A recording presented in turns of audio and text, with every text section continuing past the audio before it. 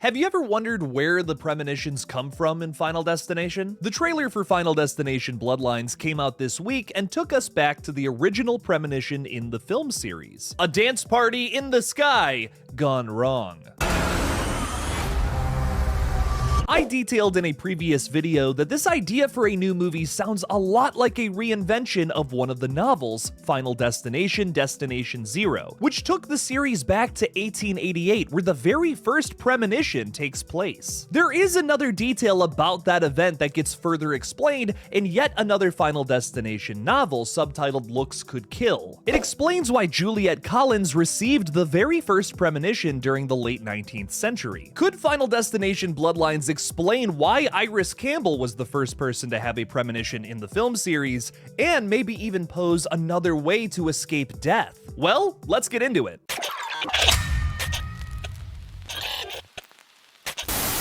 Hey everybody, I'm KillJoy Jake, and my tummy hurt because I drank too much coffee this morning. Anyways, before we talk about where these premonitions may come from, I first want to discuss the novel Final Destination Looks Could Kill. Besides an actual explanation from Death himself on why certain individuals receive warnings of their coming deaths, it's also a total reinvention of the film franchise's formula, which really intrigued me. And one last thing before we really get into it, if you have not seen my theory video from Monday detailing Final Destination, Destination Zero, a novel that has a lot to do with today's story, you might want to watch that first before checking this one out. Or if you've already read that novel, you're good to go. Looks Could Kill follows an up-and-coming model named Sherry Pulaski, working for an agency in the Big Apple, which is also known as New York City. Sherry becomes close with the agency's star model named Cabernet, who even takes her on as an apprentice. As Sherry rises through the ranks, she becomes the face of a trending line of perfume that calls for a huge celebration. The modeling troupe celebrates by going down to Miami, Florida, partying on a large yacht called the Coral Clipper.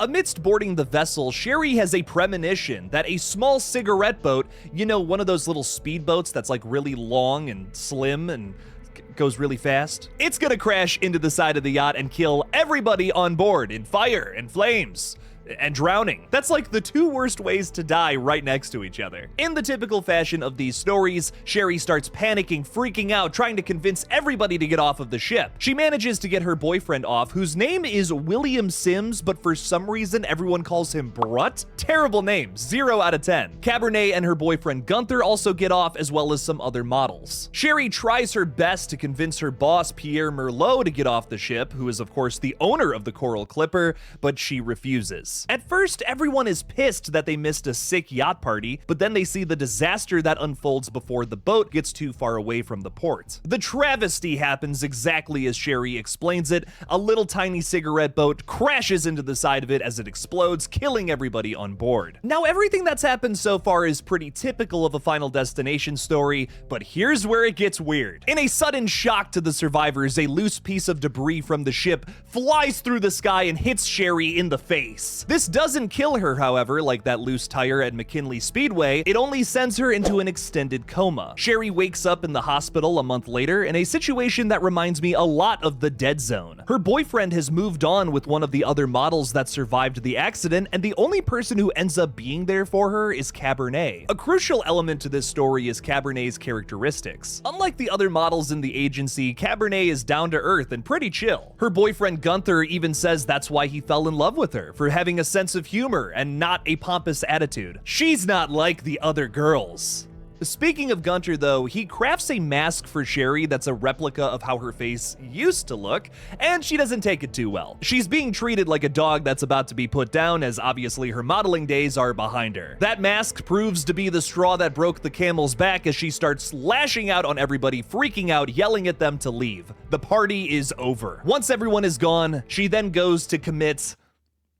I can't believe this has come up on multiple videos now. This is a word I cannot say on YouTube, but she wants to... Bleh. I'm going to use my telepathy to put that word into your brain so you know what I'm talking about. Ugh. Well, that didn't work and I just shit my pants, but hopefully you understand what I'm trying to say here. Before she can do the deed, she gets an actual phone call from Death himself, What is happening in this novel? Death takes on the shape of an elderly man and meets with Sherry at a cafe. They strike up a deal that if Sherry helps Death in killing all of the survivors, that he will give her her face back. Sherry's starting to sound a lot like Rorschach out here. My face!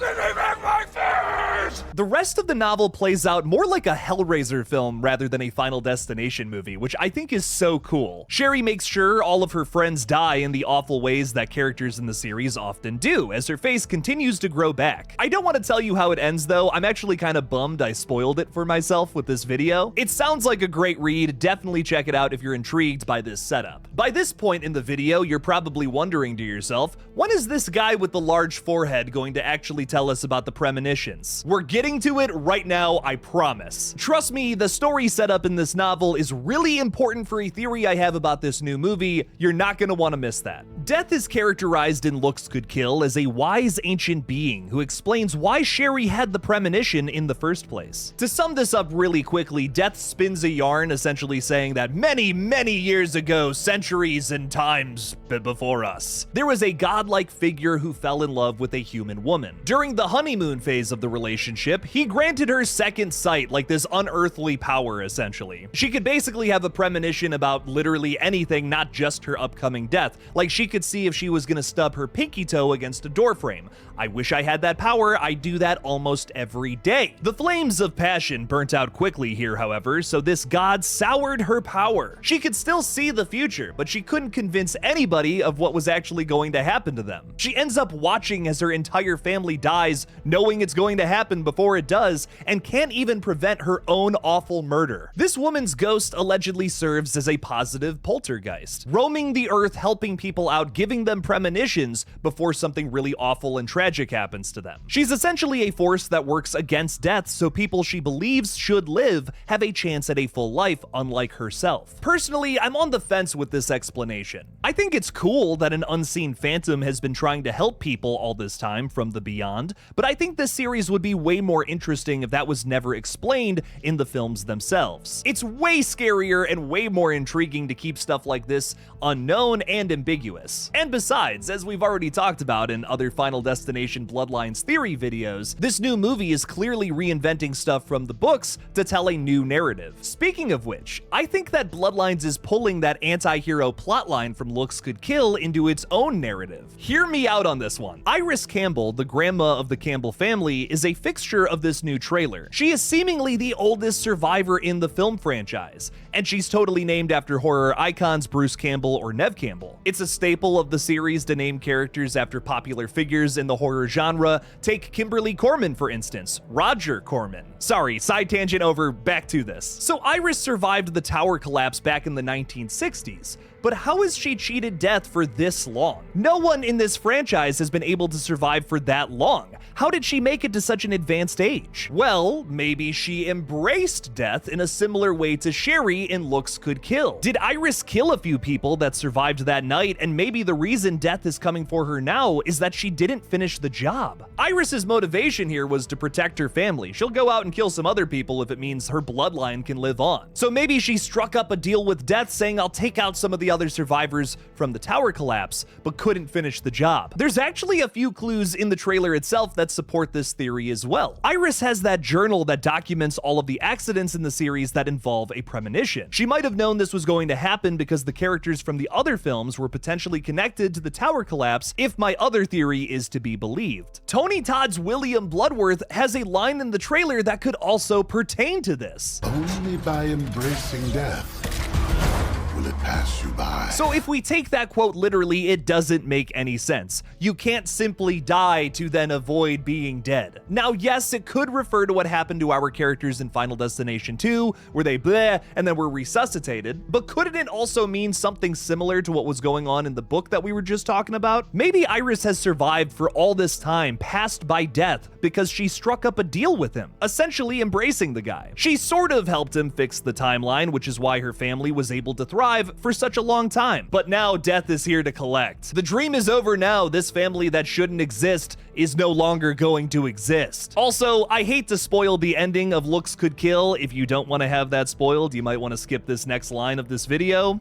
Giving you a second to click off just in case. But Sherry here doesn't exactly make it out alive. Deals with death don't often go that well. It doesn't look good for Grandma Iris here. Personally, I really dig this theory because bottom line, we need an explanation for how Iris has been alive since the 1960s.